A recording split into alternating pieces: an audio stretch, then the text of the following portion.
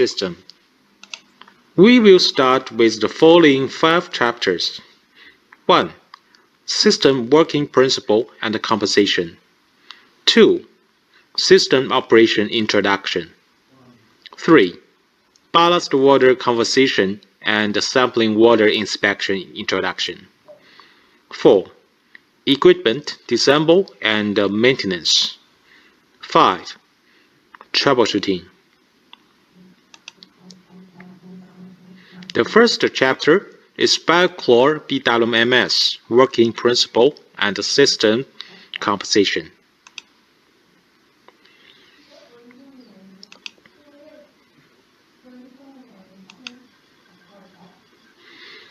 Ballast BWMS technology applies a combination of filtration, disinfections, and neutralization process. First, we use automatic backwash filters on the ballast main pipeline. All ballast water needs to be filtered, then enter the ballast tank.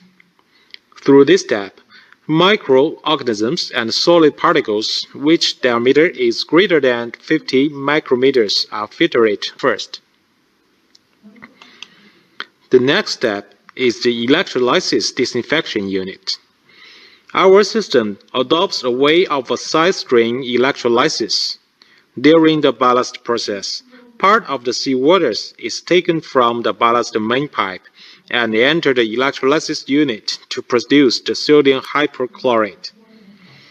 The high concentration sodium hypochlorite solutions will inject into the ballast main pipe through the dosing pump, and finally enter the ballast tank for the sterilization. Finally, the neutralization unit will be used in the deballast process. The neutralization solutions need sodium thiosulfate, neutralizing the residual sodium hypochlorite when discharging. The neutralization unit discharges sodium thiosulfate solutions into the main pipeline through the metering pump. During the deballasting, the TRO value should be less than 0.1 milligrams per liter. These are the steps of the ballasting and the deballasting. Ballasting needs to go through the 3 steps: filtration, disinfection, and the TRO monitoring. Deballasting, there are 2 steps: neutralization and the TRO monitor. This is the flowchart of the ballast process. As we can see, if the ballast water treatment system is not in use, we can open the bypass valve to bypass the filter, and then let the seawater go through the main pipeline without the filtration, and then directly go into the ballast tank. If the ballast water treatment system is in use, we need to close the bypass valve and open the filter inlet valve. An outlet valve is automatically controlled by our systems. Then the seawater will go through the filters to filter it and then treat it into the ballast tank. So when the filter is backwashing, the sewage will discharge directly to overboard by sewage pump and sewage valve. After the seawater is filtered, the part of the seawaters will go through the EDU for electrolysis, and then they will be injected back to the main ballast line. After the treated water and the electrolysis water mixed well, a small part of the sampling water will go into the TSU, which go through the TRO to detect the concentrations of the sodium hypochlorite. This is the flow chart of the EDU. Because the EDU must use seawater for electrolysis, booster pump will transit the seawater from the main ballast line. Usually, part of the seawater is taken from the outlet of the filter to enter the electrolytic unit. Under the condition of the sailing in freshwater area and need to proceed the ballast operation, it is necessary to reserve the seawater in the upper P tank in advance and take seawater from the APT for electrolysis. A heat exchanger is installed in the inlet of the pipeline of EDU. When the seawater temperature is lower than 5 degrees, heat exchanger needs to be used to warm the seawater, ensure the electrolysis efficiency. When the seawater temperature is relatively high, the heat exchanger can be directly bypassed. The inlet of EDU is equipped with a pneumatic regulating valve and to adjust the inlet water flow rate. In addition, the product of electrolysis of seawater will produce hydrogen and the sodium hypochlorite solution. The EDU uses blower to dilute the hydrogen concentration and discharge out of vessels through the vent pipe, maintain the hydrogen concentration within the safe range. A rectifier will be used to convert AC to DC due to the electrolysis require a large current of a DC. This is the TRO sampling unit diagram. TRO should be used to monitor the concentration of sodium hypochlorite in the pipeline during ballast and deballast. When the system is ballasting, water is pumped through the pneumatic pump and the sampling point, is 6 to 10 meters behind. The sampling point is 6 to meters behind the deck injection point of the EDU. The normal TRO range of ballast operation is 5 to 9.5 milligrams per liter. This is the deballasting process. The process of discharging is much simpler than the ballasting. Only ANU is in use. During deballasting, metering pump of ANU inject sodium thiosulfate solutions into the main pipeline to neutralize the residual sodium hypochlorite in the pipeline. TRO takes samples to detect whether it meets the deballast residual chlorine requirement. The sampling detection principle of a TRO is the same as the ballast process.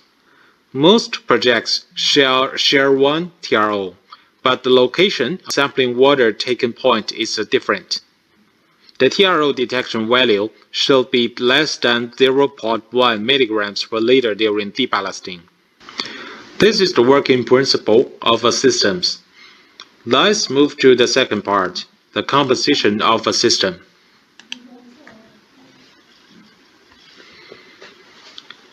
We may then talk about the following 5 chapters in this part. Filter, electrolysis unit, neutralization unit, control system, and other equipments. Our filter employs automatic back-flushing procedure. When the differential pressure of the filter screen or working time meets the set point, back-flushing will automatically start, and dirty water is drained out to overboard at the first time. Presently, the filter type selection is mainly in the form of the left figure. This is the structure of a filter, employing the candle plug type. According to the difference of treatment capacity, the number of the filter candles varies from more than 10 to dozens. During back-flushing, top motor drives the back-flushing arm to rotate.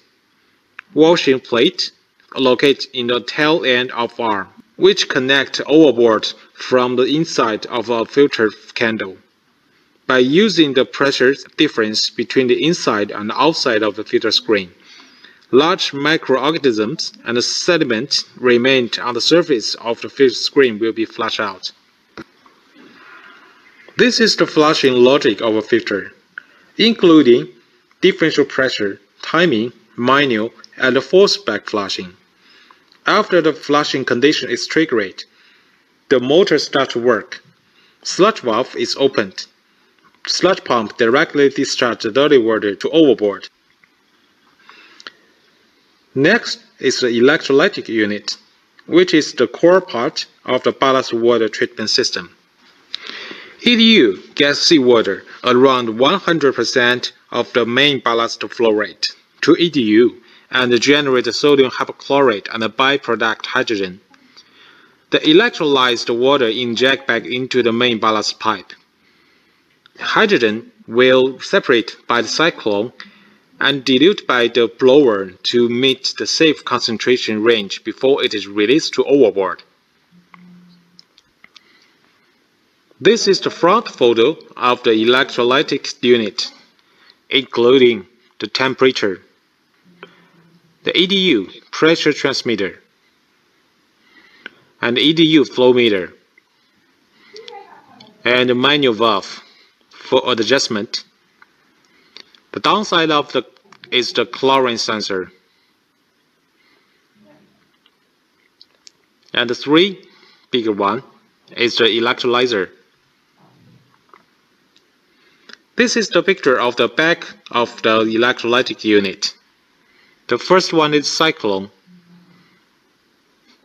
The second one is the wind pressure switch. And the next one is electrolyzer chute.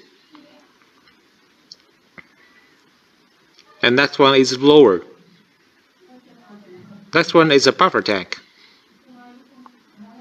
On the side of buffer tank is the liquid level meter.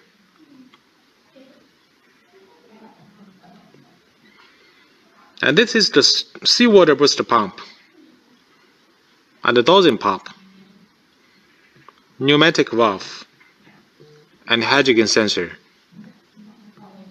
Automatic neutralization unit is used to neutralize the residual hypochlorite in the treated ballast water during deballast process. The amount of the neutralizer is controlled and adjusted according to the TRO concentrations by TRO analyzer. The residual thiosulfate solution is used as the neutralizer. An ANU consists of 1. Mixing motor, 2. Pressure gauge, 3. Metering pump, 4. ANU junction box, 5. Level meter, 6. The pressure value, the pressure valve.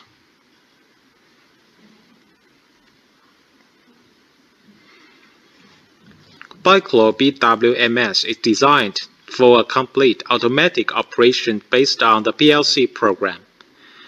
During automatic operation, the working status for each part is automatically monitored.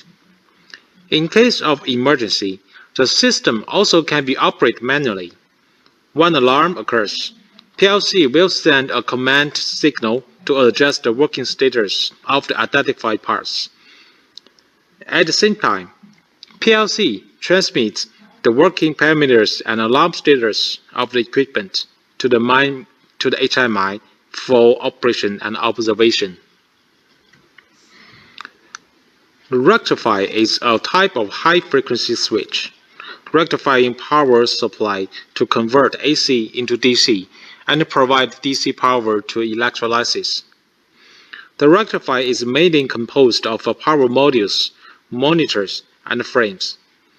Each power module works separately at average current in the parallel operation. The rectifier is mainly composed of the power modules, monitors, and frames. Each power module works separately at average current in parallel operation. The rectifier also provides 220 volts and 440 volts power to each other equipments. System control cabinet is the control center of the backflow BWMS, with steady performance and facilitating operation, which composed of cabinet, PLC, touchscreen, intermediate relays, terminals, and contactors.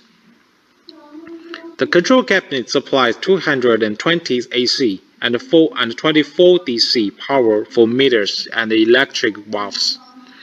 The PLC controls the rectifier, electrolyzer, and the electric valves to achieve the electrolysis and neutralization process. All the operations can be conducted on the touchscreen.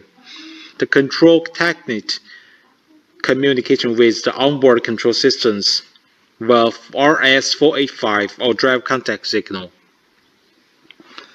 The motor control cabinet is composed of the cabinet, intermediate relays, terminals, motor breakers, and contractors.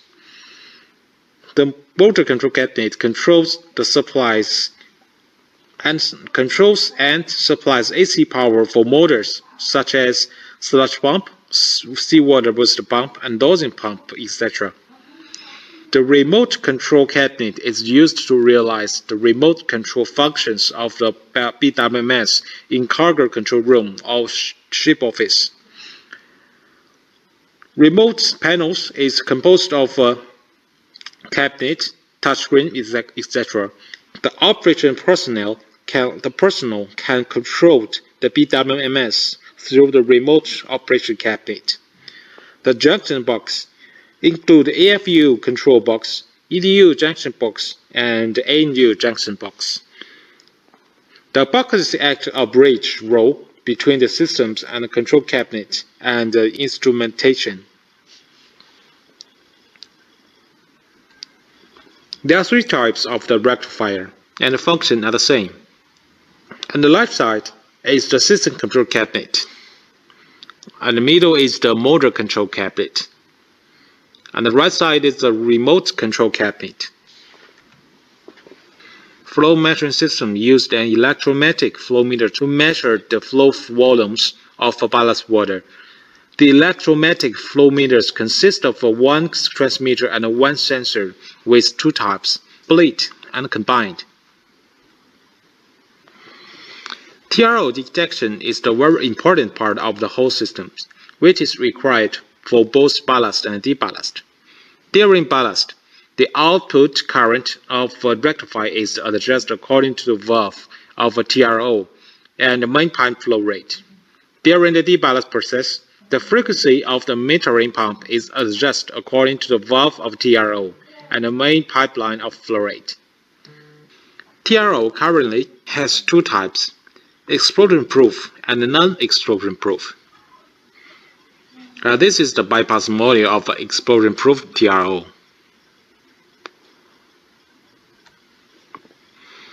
The internal composition is shown in the figure below.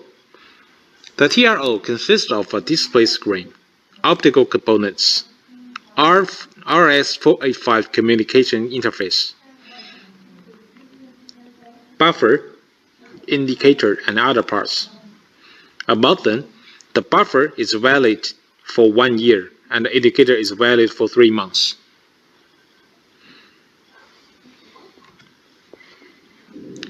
This is the TRO sampling unit and the pneumatic pump. The one is a pump inlet and two is a pump outlet.